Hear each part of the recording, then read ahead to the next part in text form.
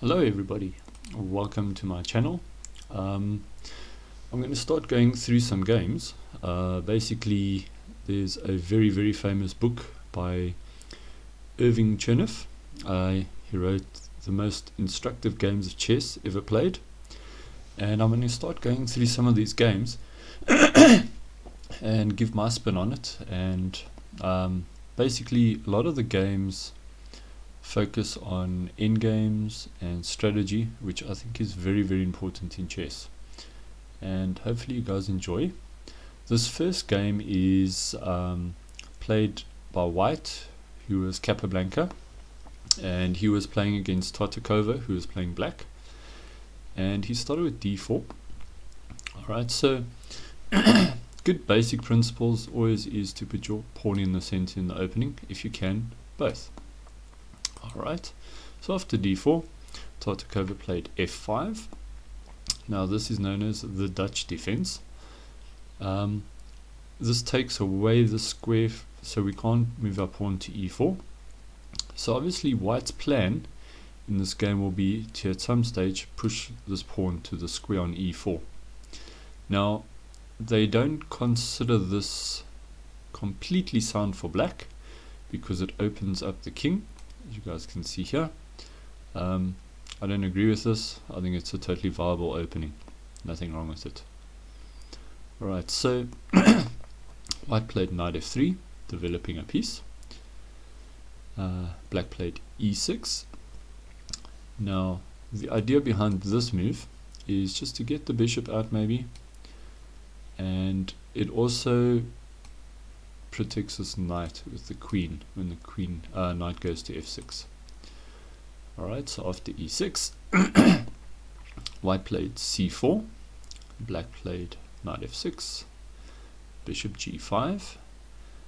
I like Capablanca's way of just developing here. He's not playing the most up in date theory, but he's just developing his pieces. He wants to push his pawn up to e3, but before doing that he first gets his bishop out, so that after he moves the pawn his bishop isn't blocked in here. Now it does pin the knight, so what black does is plays bishop e7, knight c3, black castles, white plays e3. And now how does black develop the rest of his pieces here on the queen side? This is an interesting question, something I ask myself. I've played this opening for black a couple of times. So how does black develop these pieces? Well, this bishop on c8 normally gets developed by pushing this pawn and then going to b7. The knight on b8 can either go to c6, or black could play his pawn to d6 and then knight to d7. So like I was telling you guys in the beginning, white is aiming to play this move e4, whereas in black will be trying to play the move e5 at some stage. So if you notice, if you can imagine a bishop on that square, a pawn here and a knight there, alright, the bishop will not only protect the square to stop white from pushing his pawn, but also what the bishop would do from here is it could take one of the pieces that's defending that e5 square. Also the pawn on d6 and the knight, if it's on d7 or c6, would be defending the square. So those are just general ideas in this opening. The bare building blocks of these openings. Alright, so black plays b6 to get his bishop out. White just develops his bishop. Notice how white's been playing. He just develops piece after piece. Knight out, bishop out, knight out, bishop out. He doesn't waste any time getting his pieces out. It's a very basic opening principle, but it's very good, and a lot of people are breaking these principles lately, and I don't think it's good. So after bishop d3, bishop b7, white castles kingside, and now black plays queen e8. strange looking move if you don't know the reason why. So why has black moved his queen to e8? Well, maybe black's got ideas of playing his queen to h5 and then attacking with knight g4. So if you can imagine the queen on that square, the knight on that square, then they're both hitting here, and all we would then have to do is get rid of the knight which is defending that square, which just so happens to be attacked by a bishop. Alright, so what do you think white would do here? Well, white played queen e2.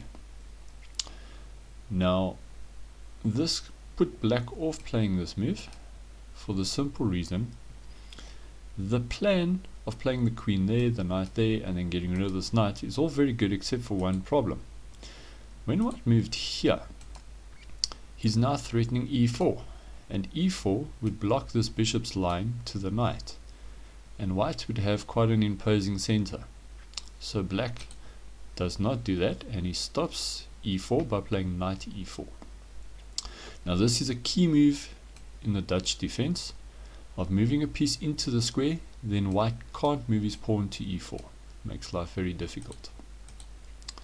Alright, so after knight e4, now this bishop's under attack, so white plays bishop takes e7. Now before black recaptures this bishop, he tries to impose a weakness on white's position by capturing on c3 first. Now we can't take the rook because the knight would take the queen and it would be check, and then afterwards black would be able to take the bishop and he would have won white's queen. So white first captures the knight. This gives white double pawns. Okay, now double pawns, is that a weakness or is it a strength? Is it both? What do you guys think? Let me make black's next move, queen e7, and we'll talk a little bit about double pawns. Now, in chess, there's some very interesting concepts here when it comes to pawn structure. Alright, now we've got something known as pawn islands. Now, a pawn island is a group of pawns that can defend each other. So in this position, for white, white has got two pawn islands. This one over here and this one over here, whereas in black has got one pawn island. They can all defend each other. Okay, now that is a good thing for black. All right, the other interesting concept here is double pawns and an isolated pawn. Okay, now isolated pawns are normally weak unless they can be advanced up the board to queen, and also if this pawn was gone and this was a open file, this would be a very weak pawn, but that's not the case here. Double pawns, they're generally weak because they can't defend each other. However, in this position it's not so bad. Now what could be the possible advantage of having double pawns? Well, we've got this half open file for one of the rooks maybe. Okay, now here white played a4. Now when I looked at this move, I was trying to think, well, why would white play a4? Why doesn't he just play something like rook there and try and go for e4? Well, white's trying to gain some space, more space on the queen side, and also black's plan was actually to play the queen to a3, attacking this pawn. And we don't really want his queen here in our position. Now by playing a4, it takes away that square from the queen. And I might also have a couple of other interesting ideas. Black plays bishop takes f3, white plays queen takes f3, hitting the rook, knight c6, and now white plays rook f to b1, taking the half open file. Black continues with his aim to play e5. Okay, with rook a to e8. And now white plays a very clever little move. I'll give you guys a few seconds to try and think out what white plays.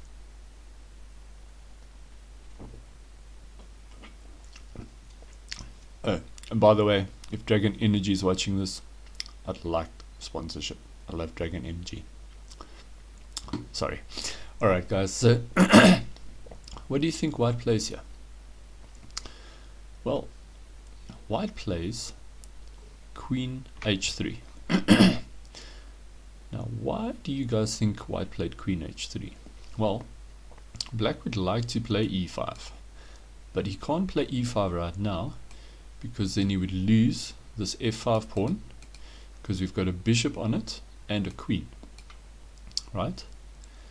The other idea, because the queen, when she was on f3, was already attacking this pawn. So if the pawn goes there, we would still win the pawn, right? So why move it to h3? Well, white wants to push this pawn to f4, completely clamping down on this e5 square so that black can never get this move in. Okay. Now remember, I told you guys in the beginning, the aim for white is to play e4, and the aim for black is to play e5. So whoever gets that move in is probably going to have an advantage. Black played rook f6, f4, knight a5, queen goes back to f3, d6. Okay. Now, this rook hasn't really accomplished much here.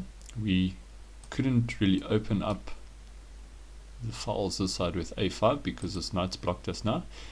However, a knight on the edge of the board is not very good. So now Capablanca played his rook to e1.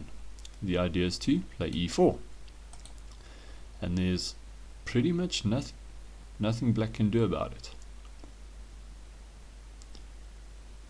Now, for interest's sake, if the pawn goes there, we would just take, and take, just winning a pawn. So he can't stop us from playing e4. So black played queen d7 and e4. So white gets the move in. Black plays pawn takes, white plays queen takes e4, hitting h7, g6. Alright, now we've got our great little e4 move in, but how does white continue playing here? How does he win? Give you guys another couple of seconds to try and work it out.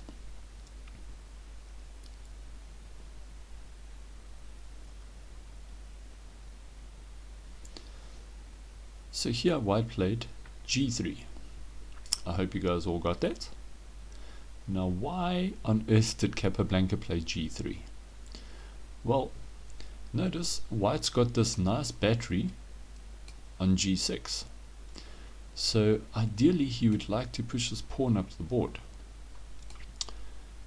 But it would be nice if there was a rook behind it before he does it, right? So Capablanca's idea with g3 is to play the king to g2, push the pawn and move the rook behind. Okay. So black played king f8, king g2, rook f7. Notice black can't really do anything now that he can't play this move. So he's pretty much making random moves. h4. And now black plays d5. Now, strange move in this position, but however it does swap off queens, and the position when you put it on the engine still says, okay, the engine says white's upper pawn, okay, which is pretty good, but it doesn't look like white's got such a big advantage. Okay, so Capablanca plays pawn takes d5, e takes d5, queen takes e8, queen takes e8, rook takes e8, king takes e8. And now white plays h5. Clever little move. If this pawn captures, white would play rook h1, and we're going to pick up this pawn, and that one's also going to follow. Then we're going to have two connected passed pawns that will be able to go up the board, be unstoppable. So obviously black did not play that after h5. He played rook f6, pawn takes g6, pawn takes g6, and now white plays rook h1, taking this open file. Now black would love to get his rook active and move it to c6. But if he moves to c6, what will happen? Well, then the bishop will pin the rook to the king. So black first plays king f8. Now, what's the whole point of having a rook on an open file? Okay, the whole point of having a rook on the open file is to penetrate into our opponent's position either on the 8th rank or on the 7th rank. Okay, now in this game you're going to see a perfect example of the rook on the 7th rank. Now why is this such a good position for the rook in the endgame? Well, first of all, it can capture all the pieces that haven't moved on that row. It can also attack the pawns that have moved on that row from behind, and no matter how much they move, he'll still be hitting it. Okay, and then lastly, the reason why this rook is so powerful is it's cutting off the king from moving out of the back row. Okay, so this rook on h7 is an extremely powerful piece. Now the rook goes to c6, hitting this pawn. White now plays g4. Okay, now if the rook captures, what happens then? Well, then white would capture the pawn. So let's put that on the board. Rook captures, bishop takes, and then white's got two connected passed pawns again, plus this rook on the 7th. It's just going to be winning for white. Alright, so after g4, black didn't take the pawn. Black played knight c4, trying to get this rook knight back into the game. Okay, he's got to try and do that. White now plays g5, and now white's plan is to just win the game by playing rook h6, attacking this pawn a second time. When the king goes to g7, he can attack the pawn a third time because the pawn will be pinned to the rook. So just to demonstrate, let's say he makes a random move like king g8, rook h6, hitting this pawn a second time, king g7, and then f5. This pawn can't capture because the rook would hit the other rook.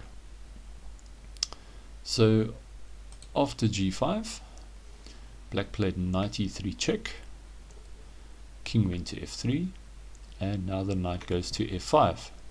Black has successfully got his piece back, but now white just trades it off. Bishop takes, pawn takes. Now this is again very interesting position. Alright, so white's got 1, 2, 3, 4, 5 pawns against black's 5 pawns. Okay, so it looks even. Alright, but now let's have a look at the pawn islands. White's got 3 pawn islands and black's got 2 pawn islands. So in theory white should be slightly worse, but we've got a passed pawn, which is way more important in pawn islands, and a rook on the 7th. So now what should white play?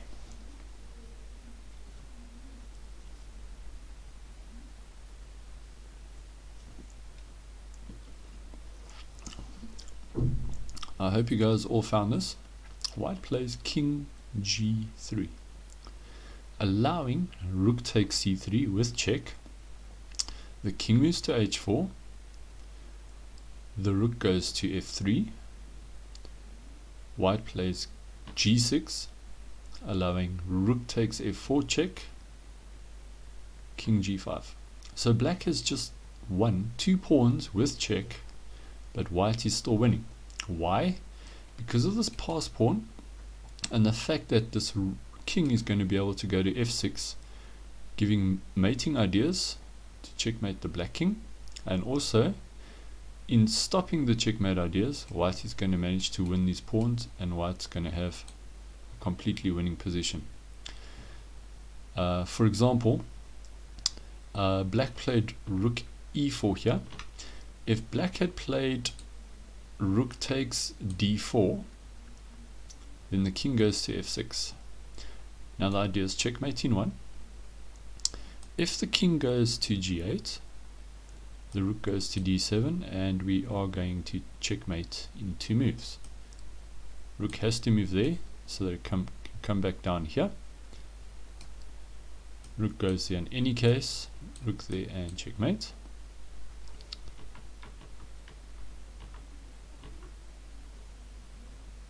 If the king goes to e8, then the rook captures, and we're going to capture this one next. If not, we can start pushing the pawn, so it's very dangerous for black in this position. So after rook e4, king f6, okay, threatening mate in 1 yet again. Also notice how this pawn of blacks is actually shielding our king from checks by the black rook. It's quite clever. King g8, stopping the checkmate. Rook g7, king h8, rook takes c7, threatening checkmate in 1 again. So rook e8, king takes f5, rook e4, king f6, check, king e5, rook g4, g7. Now there's no way black can capture this pawn. If he does, this is a very easy winning pawn endgame. So for example, king f6, king c6, king e7, d5, and this pawn is going to go through. Alright, so after g7, the rook does not take, the king goes to g8, rook captures on a7, king, rook g1, king takes pawn. Notice how we've not only won our 2 pawns back, but we've won 2 other pawns, and white's in a completely winning position. So rook c1, king d6, rook c2, d5, rook c1, there's not much black can do, rook c7, rook a1, king c6, rook takes pawn, d6, and here black resigned. Now if you guys are not quite convinced, let's say for example rook c4, king b7, and rook d4, taking the pawn, d7, let's say for example b5, and the king just goes to c8, and we're going to promote our pawn. Very, very instructive game by Capablanca. Very important ideas here. Getting the rook to h7, getting this rook to h7, very, very strong. And then also later on, when white sacrificed 2 pawns to get his king so active on f6 with this passed pawn in combination with this rook, it's a very, very strong idea in the endgame. I hope you guys enjoyed this. There's, I think, 62 games that we're going to go through. And let me know in the comments what you guys think. See you guys next time. Ciao.